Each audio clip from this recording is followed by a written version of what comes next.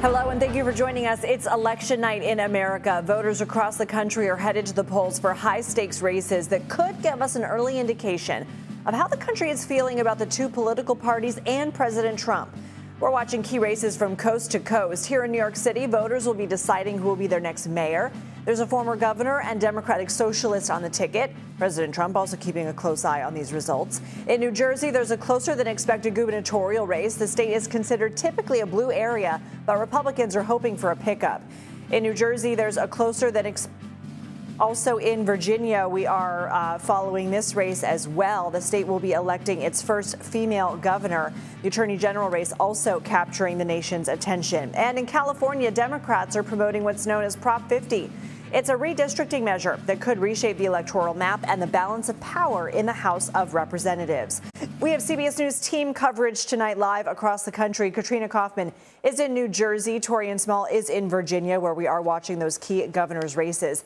And Julie Watts reports on California's redistricting proposal. But we begin in New York City and the closely watched mayoral race. Democratic nominee Zohran Mamdani has been leading. Former Governor Andrew Cuomo, who is running as an independent right now, is hoping to be able to make up some ground from lost polls.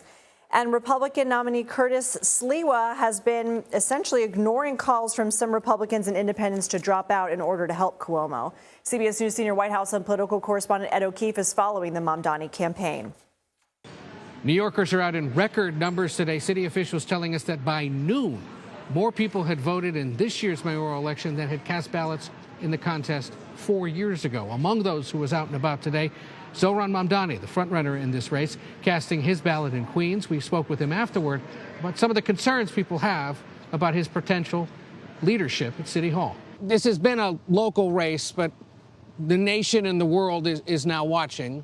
And for those who may be curious or concerned about a 34-year-old Democratic socialist running the largest city in the country, what would you say to those skeptics? Well, I get older every day. Look, I think more about New Yorkers than I do about anything beyond our 5 boroughs. And I look forward to fulfilling the hope that New Yorkers have put in me and to earning the trust of those who voted for another candidate or didn't vote at all. Mamdani's campaign on a platform focused on affordability, promises of freezing rent in rent-controlled apartments, free city buses, free child care. All of it will require work with the state government, but it sounds like many voters here have found his message attractive. Of course, his main opponent is the former New York Governor Andrew Cuomo, who lost to Mamdani in a June primary and is now running as an independent. He received an unwanted endorsement from President Trump, a native New Yorker, just in the last 2 days. The president saying that Cuomo is a, quote, bad Democrat, but would be better for the city than the extremist Mamdani. Whether or not the president's endorsement matters, we'll learn later tonight. Back to you.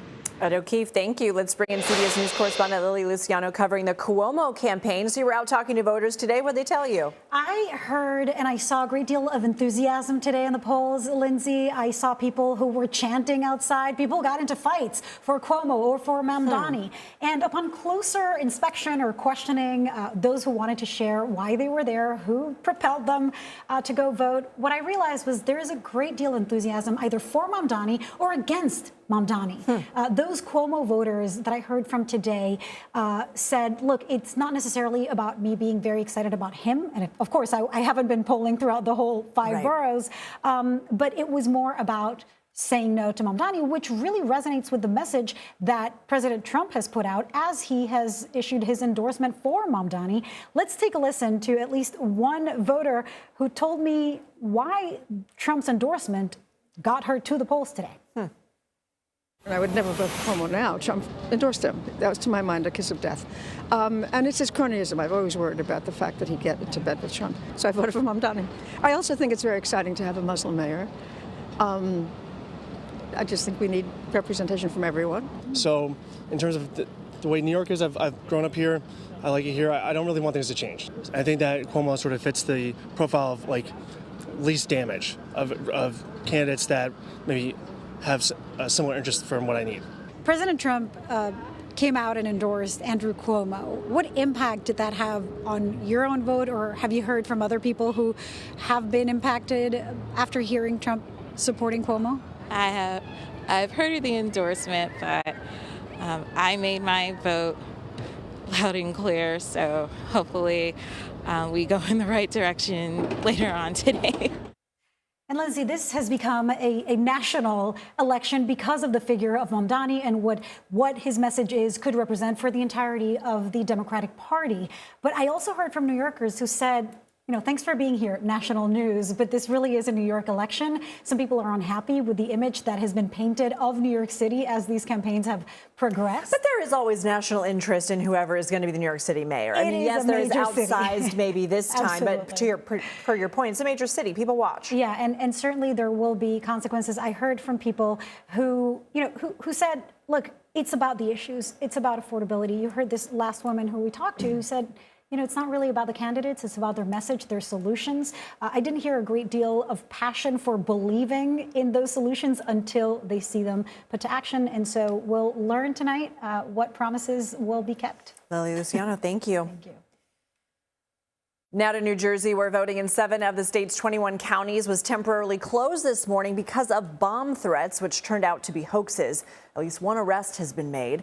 The gubernatorial race between Democratic Congresswoman Mikey Sherrill and former Republican Congressman Jack Ciattarelli is one of the closest in the country. Both candidates have put the economy at the center of their campaigns. They've also enjoyed endorsements from big names, including former President Obama and President Trump. Now, also, both candidates fanning out across the state in the last few moments. Let's go ahead and go to CBS News legal reporter Katrina Kaufman. She joins me now from Mikey Sherrill's headquarters in East Brunswick, New Jersey. Katrina, good to see you. This is a close one. What's the feeling there? Hi, Lindsay. You know, there is definitely a feeling of confidence here. I spoke earlier with Dale Caldwell, who is running for lieutenant governor with Mikey Sherrill, and they are feeling very good about this race. I spoke to voters earlier as well who were undeterred by these bomb threats today, which turned out, the officials say, to be hoaxes, and who felt very strongly on each side about which candidate they were voting for. Some felt very strongly about Mikey Sherrill. Others felt very strongly about not having Mikey Sherrill lead this state. But people are excited and feel very passionate about this high-stakes race.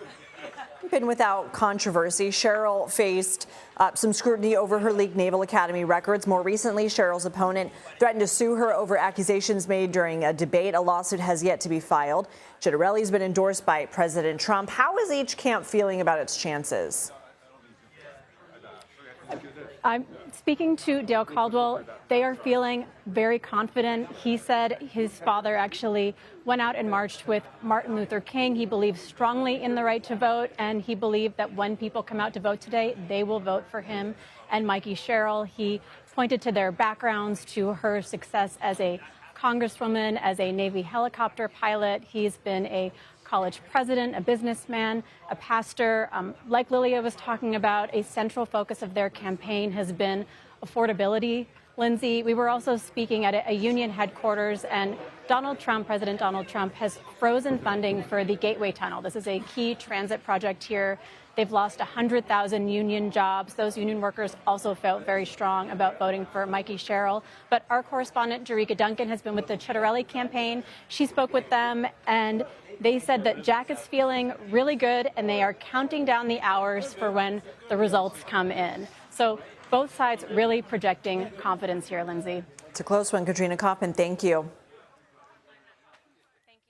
We're less than an hour away from polls closing in Virginia. The gubernatorial race there will make history, with voters electing the first woman to lead the Commonwealth. CBS News congressional reporter Taurean Small joins me now from Leesburg, Virginia. So, Taurean, where do things stand in this race? Yeah, so Lindsay, we saw with the gubernatorial race that both sides are pretty optimistic about their chances. This is a history-making race because the state will decide for the first time the first female governor of the state, though both candidates face significant challenges leading up to this point, starting with Winsome Earl-Sears, the current lieutenant governor. She did not receive an explicit endorsement from President Donald Trump, even though every other Republican on the ballot did. In fact, Governor Glenn Youngkin hosted a teletown hall with the president yesterday. And again, he failed to mention her by name, but told supporters on that call to vote Republicans up and down the ticket. Abigail Spanberger is looking at a significantly different challenge that she had to deal with over the past couple of weeks in the Attorney General candidate, Democratic nominee in Jay Jones. His text scandal has been one that she tried to distance herself from. I think it is also interesting to note the fact that we know for sure that the Attorney General, Republican Attorney General running for re-election, will not be with Ms. Earl Sears this evening. He will be hosting a separate watch party at Virginia Beach, about 4 hours south of here, Lindsay. Okay, Taurean Small, thank you.